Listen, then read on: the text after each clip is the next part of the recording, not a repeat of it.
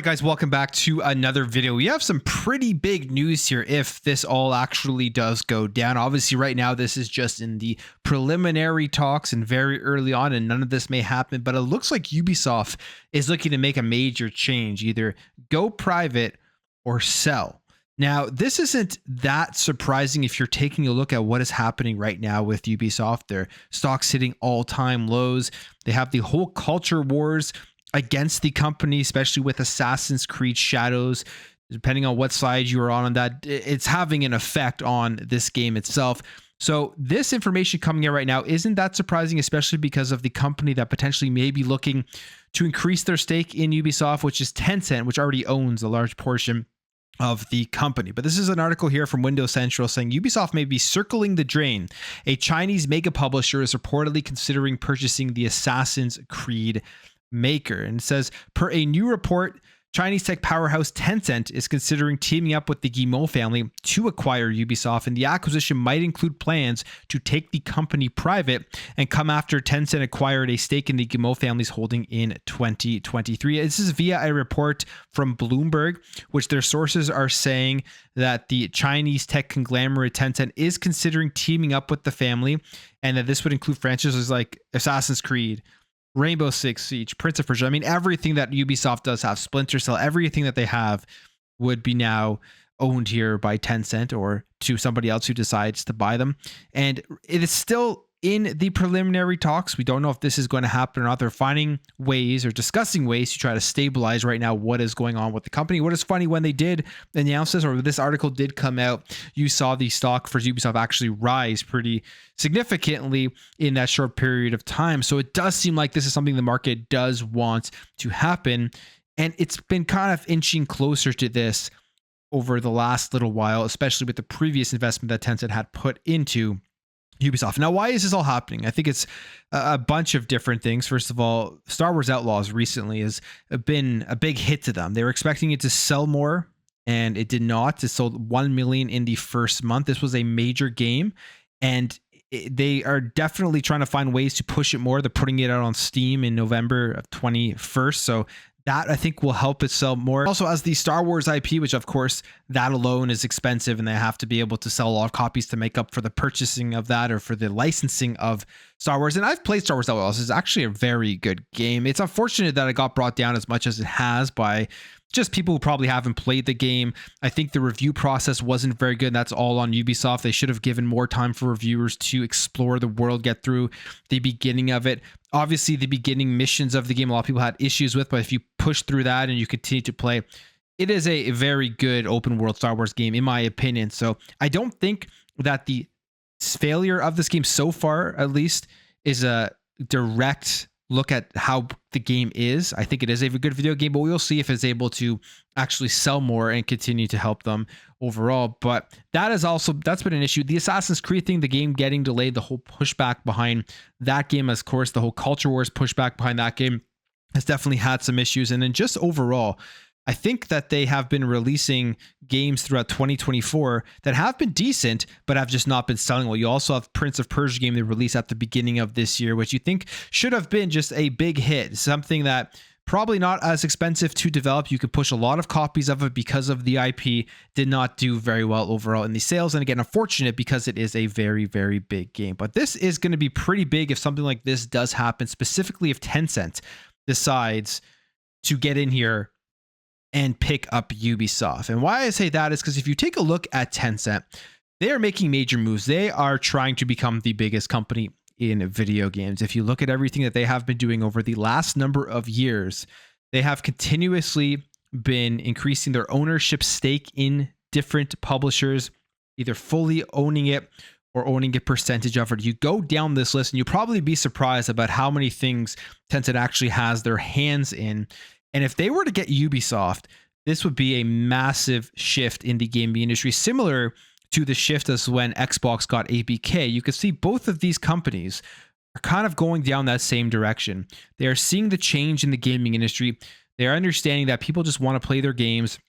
They want to play them on any devices out there. They can see that mobile is a booming industry. PC is continuing to grow. Consoles are not growing as much.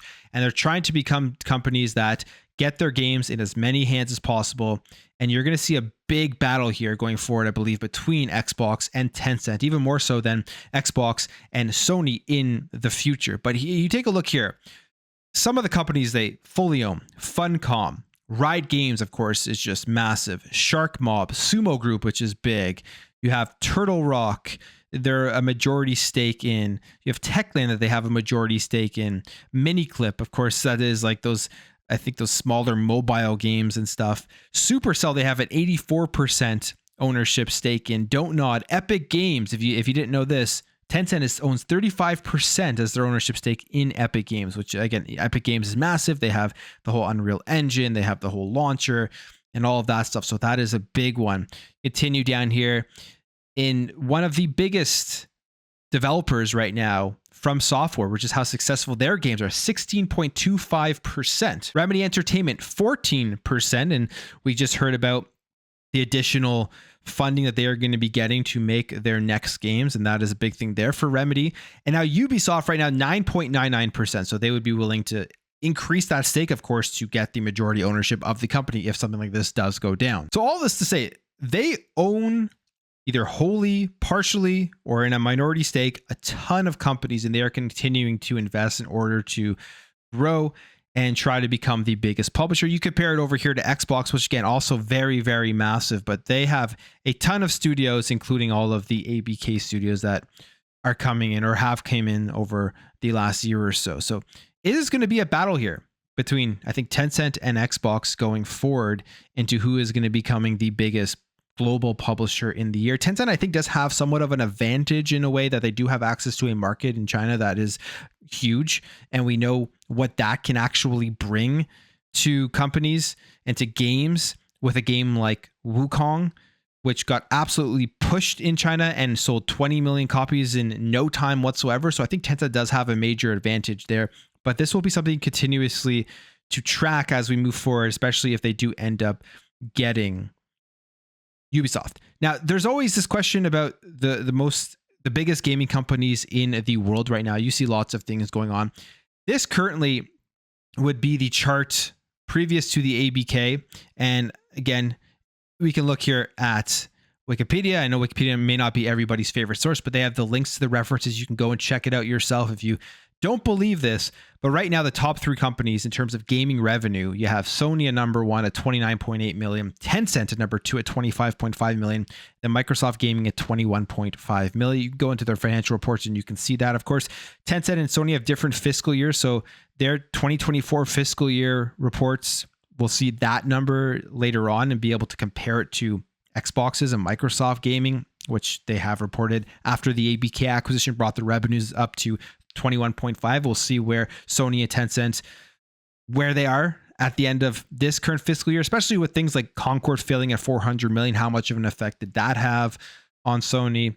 But those right now are the big three. You have Nintendo under it at number four at 11.6 billion. I think Nintendo is probably pretty happy there. They aren't trying to compete. They aren't trying to be the biggest publisher in the world. They're not trying to get up there with the major companies. I mean, Nintendo is huge, but they have their niche and they do it extremely well. And they always are going to continue with that, in my opinion. But the top three here, you're going to have a jostling, I think, between Microsoft Gaming and Tencent Interactive.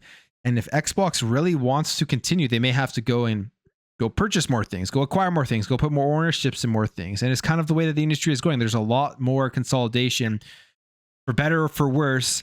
I think in a lot of ways, it can be good for some things. And then obviously we've seen the negative effects, especially even with ABK, with all of the layoffs and everything that have occurred. You're going to see that happen with major acquisitions. You would see the same thing happen here if Tencent does purchase Ubisoft. But the industry has completely changed this generation, especially over the last 2 years or so.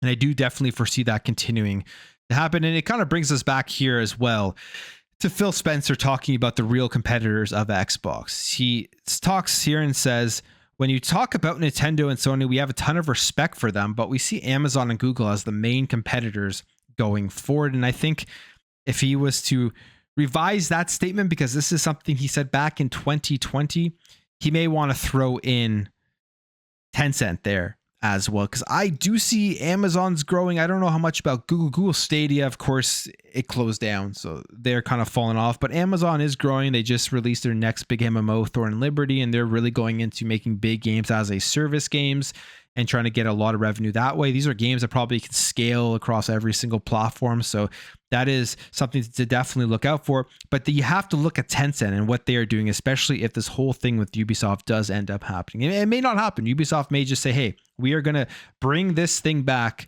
from the dead, and we are going to make sure that we start to deliver the games that people want. And that is also subjective, because there are people that love the recent Assassin's Creeds. I'm one of them. I'm definitely looking forward to Shadows, but there is a whole, it's a war right now against Ubisoft and everything that they are doing. So they're going to have to make some changes and adjust to the market and put out stuff that sells extremely, extremely well.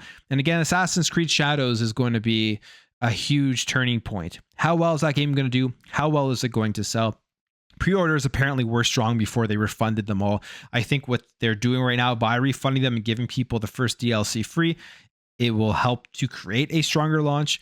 But again, we won't know until the game does release in February. But this was just a really interesting thing that continues to evolve and continues to show just how much of a change the gaming industry is going through this generation. And we will see the lasting effects of it over the next number of years, especially leading into the next generation. But I will end the video there. If you did enjoy this video, hit that thumbs up. If you're new here, hit that subscribe, and I'll catch you guys in the next video.